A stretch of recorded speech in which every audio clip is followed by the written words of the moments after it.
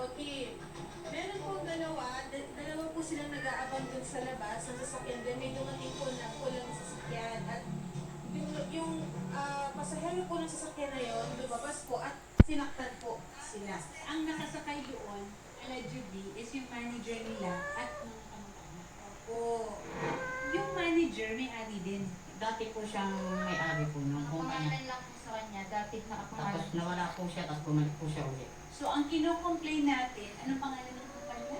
Maria Caterina Magdael Malbao. Yung tao. Opo. Pero yung kumpanya, Ticket company. Mga Chinese po kasi yun, ma'am. bicycle. So, ang trabaho ninyo ay mag-assemble ng bike? Yeah, Mag-assemble ng e-bike po. Ma'am Katrina, magandang hapon po. Dating po.